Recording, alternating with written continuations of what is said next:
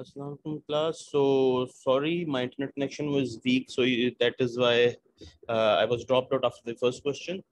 So the second question asked to me was जो कि मेरे पास अक्सर ही आता है स्टूडेंट्स की तरफ से जब भी मैं ये कोर्स पढ़ाता हूँ, क्योंकि इस वीडियो के अंदर ये डिस्कस्ड है that humans are descendants of the apes. Well, unfortunately वो क्योंकि वीडियो का पार्ट है इसलिए हर बार इंक्लूड हो जाता है. Well, to be honest, I don't even agree with the statement. And one most important thing, this is derived from the theory of evolution by Charles Darwin, or Darwin की theory based on his observations थी, and that is why it's called a theory. Okay, it's not called the fact of evolution. It's called the theory of evolution because it's just a theory. जैसे कि facts हैं, gravity का एक fact है, ठीक है, उसकी थ्योरी नहीं है, उसका फैक्ट है. The fact is gravity. Okay, इसी तरह से देयर आर फैक्ट्स जो कि फैक्ट के तौर पे होते हैं कि ये एस्टेब्लिश्ड हैं, ये ऐसे ही है, जबकि this is just a theory. Actually Charles Darwin जो था, he was the first one to ever go across to these new areas, especially जो ऑस्ट्रेलिया के आइलैंड्स हैं. तो वहां पर जब उसने पहली बार नोटिस किया कि 3 डिफरेंट आइलैंड्स हैं, उनके ऊपर 3 डिफरेंट तरह की बर्ड्स हैं, जबकि ये सेम स्पीशीज की बर्ड है. बहुत सारे और एनिमल भी थे, मैं आपको एक एग्जांपल दे रहा हूं उसके लिए कि फॉर एग्जांपल उसने देखा कि एक ही स्पीशीज की बर्ड है एक आइलैंड के ऊपर, क्योंकि वहां पर नट्स हैं तो उसकी बीक अब जो है ना वो बड़ी ही स्ट्रॉन्ग किस्म की, चौड़ी और बड़ी पावरफुल किस्म की बीक डेवलप हो गई है नट्स को क्रैक करके खाने के लिए. और अब उस आइलैंड पर सिर्फ वही बर्ड्स है जिनकी बीक चौड़ी है और इस तरह की पावरफुल स्ट्रॉन्ग किस्म की बीक है. एक और है जहां पर फूड इस तरह से है कि जरा उसकी बीक लंबी होगी, जरा लेंथ में होगी, नाजुक हो लेकिन लंबी हो, तो अंदर से चीजें ट्रीज में से या फ्लावर्स में से या प्लांट्स में से या फ्रूट्स में से निकाल के खा सकती है इजीली. तो उस आइलैंड पे सिर्फ वही ट्रीज हैं, उसी तरह के प्लांट्स हैं, और उस आइलैंड पे बर्ड भी वही वाली, हालांकि सेम स्पीशीज के, लेकिन इसकी अब चूंच जो है वो बीक जो है वो लंबी है और मतलब थिन है. एक और है, वो भी इस तरह से कोई एक डिफरेंस उसके अंदर है तीसरे आइलैंड के ऊपर, जबकि तीनों सेम स्पीशीज की हैं. तो उसने कहा कि जी ये है थ्योरी ऑफ एवोल्यूशन. उसने अपने सामने क्योंकि ये चीजें देखी, उसने देखा कि एक और, इसलिए बहुत सारी एग्जांपल्स में बहुत सारे जानवर देखे कि वो अपनी फर शेड कर देते थे गर्मियों के अंदर, और सर्दियों के अंदर उनकी फर आ जाती थी ताकि वो सर्दियों से बच सके. इसी तरह से टर्टल्स, उसने आपके बड़े बड़े अच्छे खासे बड़े साइज के, टेबल से बड़े साइज के टर्टल्स उसने वहां पर देखे. Humans can ride on them, इतने बड़े साइज के टर्टल्स होते हैं वहां पर. तो उसने कहा कि ये है एवोल्यूशन, कि एवोल्यूशन के अंदर सर्वाइवल ऑफ द फिटेस्ट होता है. जो वीक होता है, जो अपनी एनवायरनमेंट के अंदर सूट नहीं करता, उसको एवोल्यूशन जो है वो डिस्कार्ड कर, वो मर जाते हैं, वो शिकार हो जाते हैं, और फिर सिर्फ जो फिटेस्ट होते हैं अपनी एनवायरनमेंट में सर्वाइव करने के लिए वही बचते हैं, और उन्हीं से आगे जनरेशन चलती है. क्योंकि जेनेटिक म्यूटेशंस तो कॉन्स्टेंटली हो रही होती है, हर किसी में हो रही होती है, हर स्पीशीज में हो रही होती है, ठीक है, कॉन्स्टेंटली. अब कोई म्यूटेशन बेनिफिशियल है, कोई नॉन बेनिफिशियल है. तो नॉन बेनिफिशियल का कहना था कि ये सारे मर जाते हैं और जो बाकी बेनिफिशियल है वो बचते हैं, आगे अपनी जीन्स रिप्रोड्यूस करते हैं, और उसके बाद उनकी जनरेशन आगे चलती है. जैसे कि अब अगर एक लायन है, अगर वो लायन रेड कलर का होगा तो वो तो दूर से आता हुआ नजर आ जाएगा जानवरों को, तो कभी शिकार कर ही नहीं सकेगा, इट विल डाई ऑफ. इस तरह से किसी और कलर का होगा तो, इसी तरह से उसके फीचर इस तरह का होगा कि वो दूर से पता चल जाए, तो वो तो खाना ही नहीं हंट कर सकता. इसी तरह से कोई ऐसा एनिमल जो कि इजीली प्रे हो सकता है, कोई जिसके अंदर कोई डिफॉर्मिटी है, कोई इशू है, तो वो मर जाएगा, वो शिकार हो जाएगा, और बाकी बच जाएंगे जो फिटेस्ट होंगे. तो सर्वाइवल ऑफ द फिटेस्ट की बेस के ऊपर उसकी थ्योरी थी डेवलप. उसी में से, क्योंकि साइंटिस्ट जो हैं वो रिलीजियस स्क्रिप्चर्स के ऊपर बिलीव नहीं करते, वो कहते हैं जो चीज हम देखेंगे उसी पे बिलीव करेंगे. तो वो डिराइव करते हैं कि ह्यूमंस जो है, क्योंकि इनका जेनेटिक, या यहाँ देख सकते हैं कि एक जो रिसर्च है वो कहती है कि 98% जेनेटिक सिमिलरिटी है, जबकि एक और है मेरे पास जो कहती है कि 96% है. तो देयर आर डिफरेंट थिंग्स. एक तो ये 98 वाली कहती है 98 to 99% के करीब है, लेकिन 98 ज्यादा क्लोज फैक्ट है उनका, जो फिगर है जो उन्होंने दिया हुआ. तो क्योंकि हमारे जीन सिमिलर हैं तो भी वो एज्यूम करते हैं कि ये शायद डिसेंडेंट्स हो सकते हैं, ये एक ही जीन्स के, एक ही जेनेयर के हो सकते हैं. इस वजह से भी एक ही एजम्पशन है, जबकि it is not a fact, क्योंकि हमारे जो जीन्स हैं ज्यादातर लिविंग थिंग्स के वो तकरीबन सिमिलर ही होते हैं. बेसिक फंक्शंस तो सेम ही है ना सारों के. कुछ जो डिफरेंसेस है उनकी लिए हमारे कुछ जीन्स में डिफरेंस होता है, ठीक है. जीन्स में डिफरेंस बड़ा ही कम होता है क्योंकि वो ही आपके जो डिफरेंसेस होते हैं उनको डिफरेंशिएट कर रहा होता है. तो यू कैन सी कि 2% से एक चिंपैंजी और ह्यूमन के अंदर डिफरेंशिएट किया जा सकता है. So that is the thing कि जिसके ऊपर ये थ्योरीज बेस्ड हैं. बट इफ यू सी कि साइंस जो अब इसके अंदर, अब मैं इसके अंदर आपको ये भी दिखा दूं अगर आप ये देखें तो ये जो बिलीव करते हैं कि ये इस तरह से डेवलप हुए आज तक जो हुआ है और पिछले इतने मिलियन सालों से, कि जी ये सारे फिर मंकीज आए, प्रोसिमियंस थे, फिर मंकीज, फिर उसके बाद एप्स, और फिर ये ग्रेट एप्स, उसके अंदर ये अब ये जो last common sister of monkeys जो एप्स का था वो 25 मिलियन ईयर्स अगो था। और फिर वो कहते हैं कि ये एक है common ancestor between humans and chimpanzees and baboons जो आज हैं, ठीक है। इनका ये कॉमन एंसेस्टर था जो ये बिलीव करते हैं, कि मैं बिलीव नहीं करता इसके अंदर ये फैक्ट नहीं है। साइंटिस्ट क्योंकि वो कहते हैं हमें कोई चीज दिखाएं या हमें कोई चीज साबित करें तो हम मानेंगे, हम कैसे मान लें कि ह्यूमंस अचानक से आ गए अर्थ के ऊपर, ठीक है ना।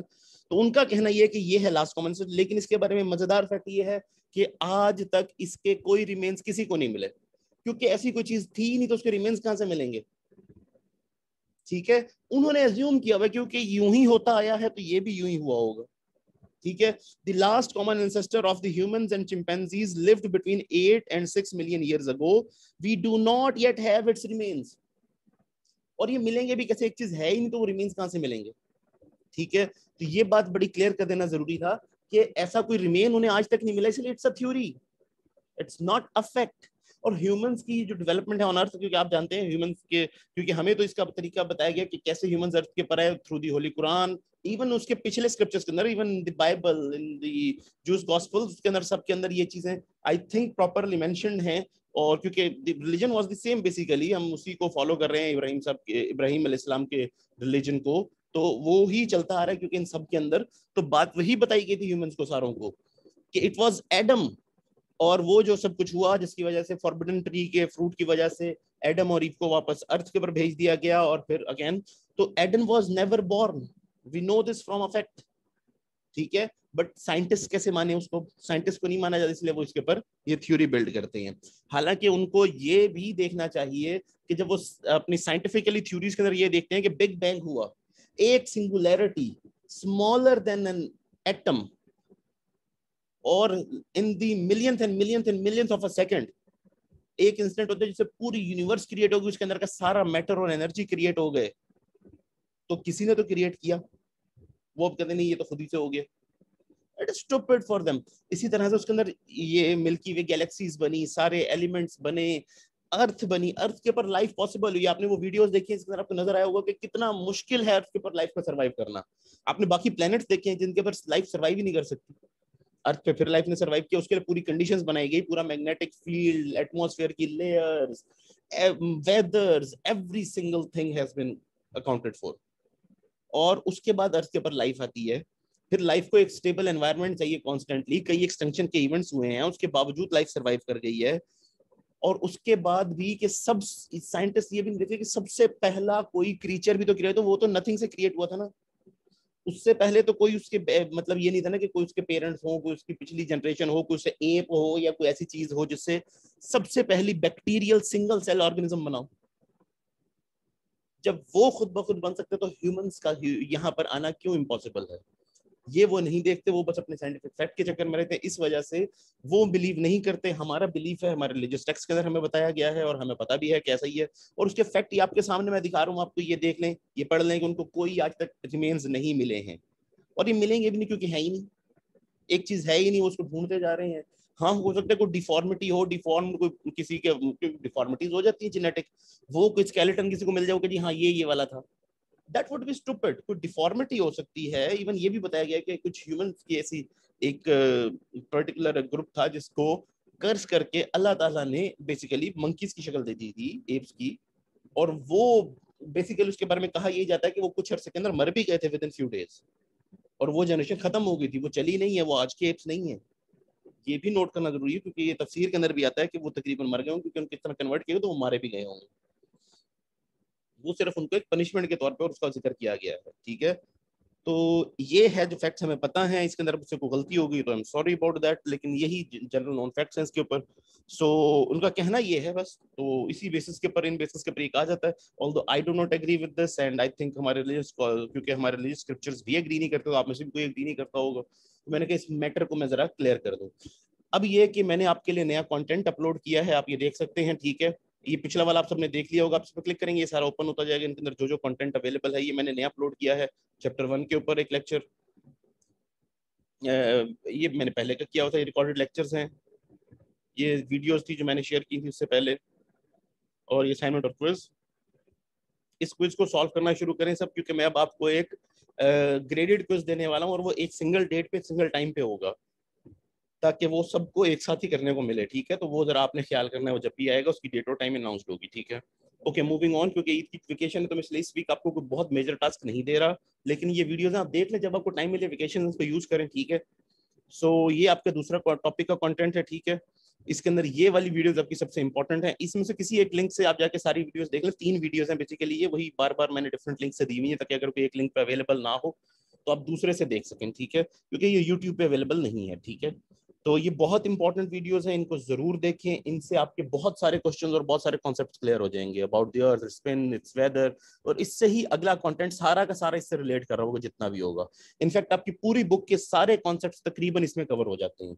इसलिए मैं चाहूँ पहले आप ये देख लें, फिर मैं अब आपके चैप्टर्स की तरफ जाऊँ। मूविंग फॉरवर्ड, ये आपके लिए कुछ एटमॉस्फेयर के ऊपर वीडियोस हैं। ये मैं मुझे लगा था मैंने शेयर कर दी हैं, अनफॉर्चुनेटली मैं शेयर नहीं कर सका था और इसलिए ये मिस हो गई लास्ट लेक्चर्स के अंदर से, तो ये मैंने अब शेयर कर दी, आप इनको अब देख लें। ठीक है, सो कुछ बहुत छोटी है ये बाकी सारी, तो ये एक मेजर है बड़ी वाली। जरा इसकी जो है फुल वीडियो मुझे नहीं मिली अभी तक, तो उसका मैं कोशिश करता हूँ कि आपको किसी तरह से शेयर कर दूं, क्योंकि कॉपीराइट में है तो मैं शायद यूट्यूब पे शेयर ना कर सकूं, वो कॉपीराइट का इशू आ जाएगा। तो मैं उसका कोई तरीका देखता हूँ और आपसे शेयर करने की कोशिश करता हूँ। ठीक है, so this is it for today. इसके बाद का जो कंटेंट है वो मैं आपको रिकॉर्ड करके शेयर कर दूंगा। So that's it for today. इसको कंटेंट को जरूर वॉच कर लें, और जो है इसका क्विज जो है मैं सून अपलोड कर दूंगा। आपको इसको क्विज भी देखना होगा, उसको क्विज सॉल्व करना होगा, और न्यू क्विजेस आपके आ जाएंगे। कोर्स आउटलाइन आपकी रेडी है, बस मैंने यहाँ अपलोड करनी है, वो मैं अपलोड कर दूंगा। So that's it for today. Thank you very much everyone.